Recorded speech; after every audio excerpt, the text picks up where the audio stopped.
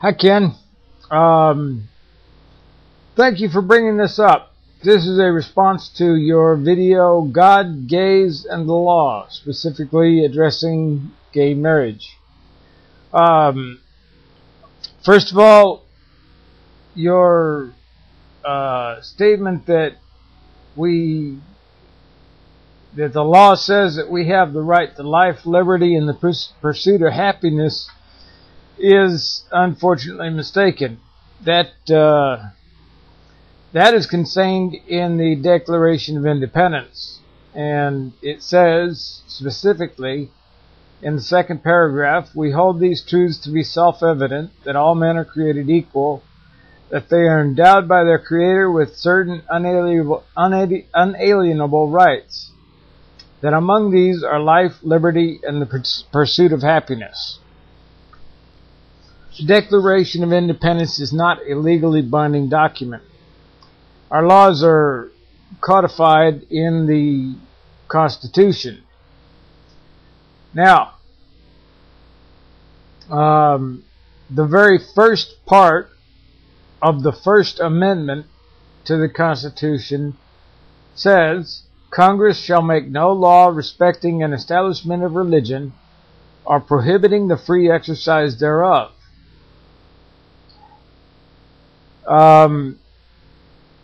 This is not, as a lot of people think, a separation of church and state, but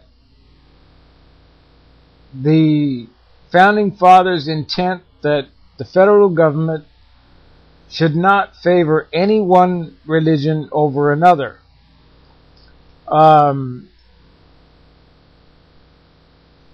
States, ironically, are not prohibited from establishing a state religion under the United States Constitution, and at the time of the founding of this country, many of them in fact did have state religions.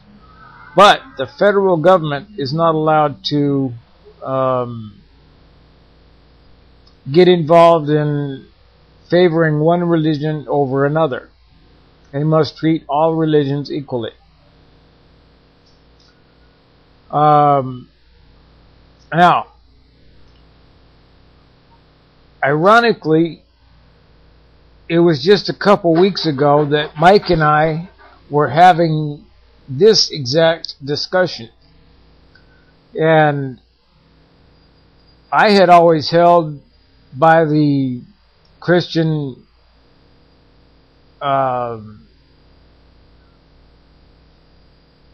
stand that homosexual marriage should not be.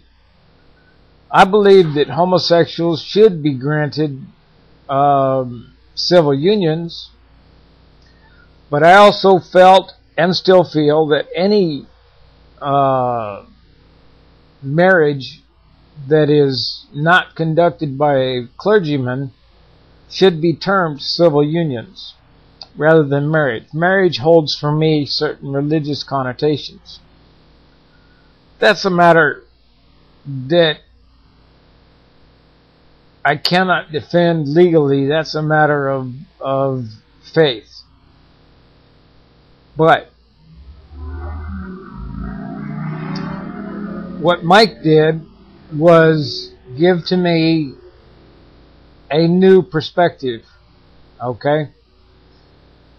Because there are many religions that are recognized by the government that do not have any prohibition against joining homosexuals in a marriage union, and because the government is prohibited from favoring any one religion over another, the government is obligated under the Constitution, the federal government is obligated under the Constitution to allow homosexual marriage.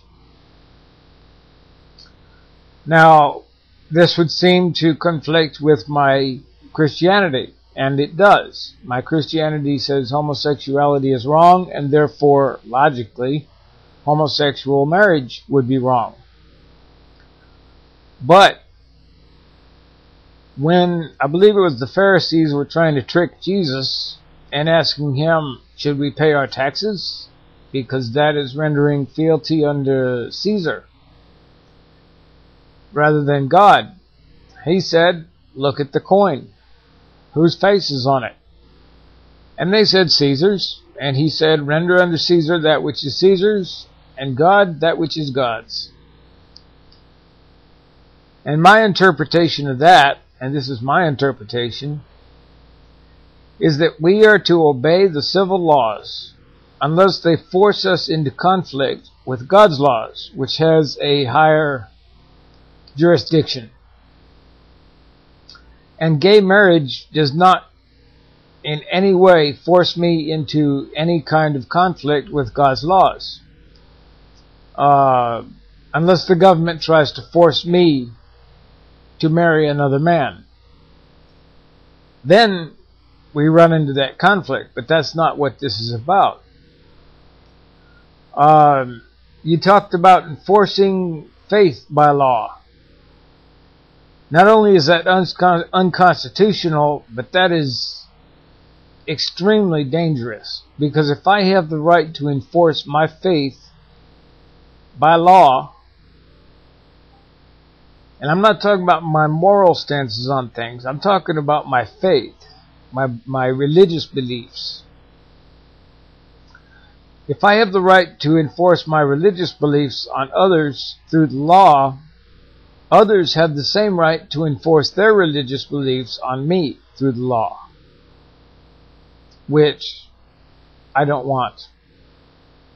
And therefore, beyond being unconstitutional, it's undesirable and extremely dangerous. We are not a theocracy. We are a democratic republic. And our laws are codified in the Constitution.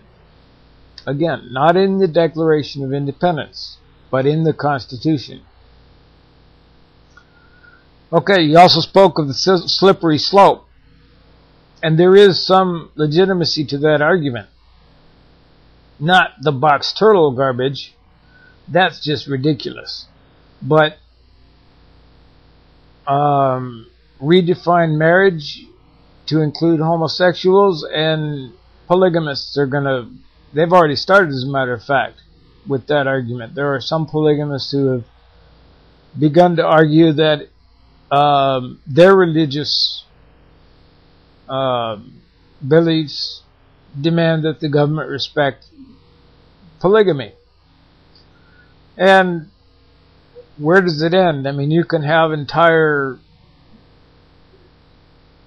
groups marrying everybody. I mean, 40 people all married to each other. But so the slippery slope is a legitimate concern. However, we don't pass our laws based on the potential for slippery slopes. We pass our laws based on the Constitution. And we deal with the slippery slopes if and when they come. So, as a Christian, I am forced. I am opposed to, as a Christian, I am opposed to homosexual marriage. As one who swore to uphold and defend the Constitution, and as an American who is more than anything else a constitutionalist, I must support gay marriage. I have no choice. It is against the Equal Protections Clause of the Constitution to deny gays the right to marry. And